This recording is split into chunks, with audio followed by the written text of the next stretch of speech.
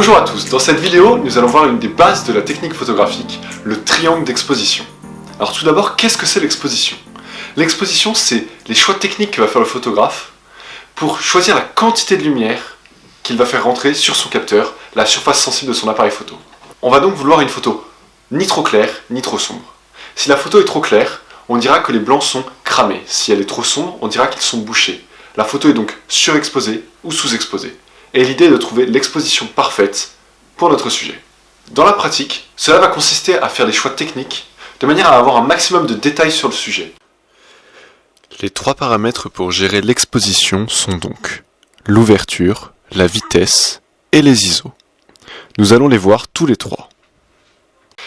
Le premier paramètre est donc l'ouverture. L'ouverture agit au niveau de l'objectif et on va avoir un diaphragme qui s'ouvre et qui se ferme.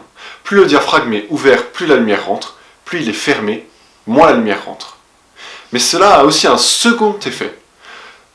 Plus le diaphragme est ouvert, plus on va avoir une faible profondeur de champ. C'est-à-dire qu'on va avoir une zone de netteté beaucoup plus faible, ce qui permet notamment d'avoir un flou d'arrière-plan pour un portrait, et donc de détacher le sujet principal de son fond. A contrario, plus on ferme le diaphragme, plus il va y avoir une grande profondeur de champ, c'est-à-dire qu'on va avoir de la netteté sur une beaucoup plus grande distance, et c'est utile notamment pour le paysage. Attention, l'ouverture est un faux ami. En effet, elle est indiquée sur les objectifs avec un chiffre. Ça peut être 3,5, 2,8, 4, 1,8, 1,4.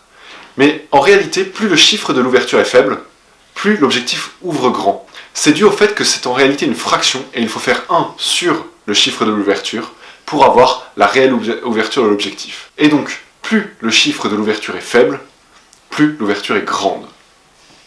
Le second paramètre est la vitesse d'exposition, c'est-à-dire le temps que va prendre l'appareil photo à prendre une photo. On a l'habitude avec notre smartphone que la photo soit rapidement prise et qu'on l'ait directement sur notre écran. Dans les faits, on peut utiliser parfois des vitesses d'exposition qui peuvent durer quelques secondes, voire même quelques minutes, voire quelques heures dans des cas très exceptionnels. Le choix du temps d'exposition est donc primordial. Il faut donc l'adapter en fonction de son sujet. Par exemple, si l'on veut prendre des jeunes enfants qui sont en train de jouer ou de courir en photo, il faut choisir une vitesse d'exposition relativement élevée, de manière à ce qu'ils n'apparaissent pas flous sur la photo. A contrario, si l'on veut prendre un paysage en photo, le paysage ne va pas bouger, on peut donc choisir une pause relativement longue, de quelques minutes, quelques secondes, tout dépend de la lumière ambiante. De plus, le choix de la vitesse d'exposition doit prendre en compte la longueur focale utilisée. En effet, plus la longueur focale est élevée, plus les micro-vibrations des mains et du corps vont se répercuter sur la photo. La vitesse d'exposition s'exprime comme une fraction. Par exemple, cela peut être 1/125e, 1/100e, 1/4 de seconde, 1/4 millième de seconde. Le dernier paramètre est donc les ISO.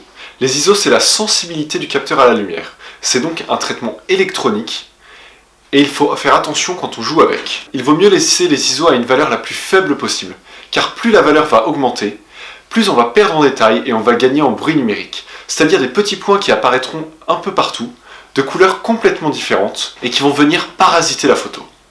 L'étendue de la plage ISO va souvent de 100 ISO à 6400. De manière générale, il vaut mieux essayer de rester en deçà de 2000 ISO. Votre appareil photo propose peut-être 4 modes, manuel ou semi-manuel. Le premier est le mode manuel, c'est-à-dire que l'on va contrôler ces 3 paramètres de manière libre et choisie. Le deuxième va être le mode priorité ouverture. Sur les Nikon, il va avoir la lettre A, sur les Canon la lettre AV, et cela peut différer selon les appareils.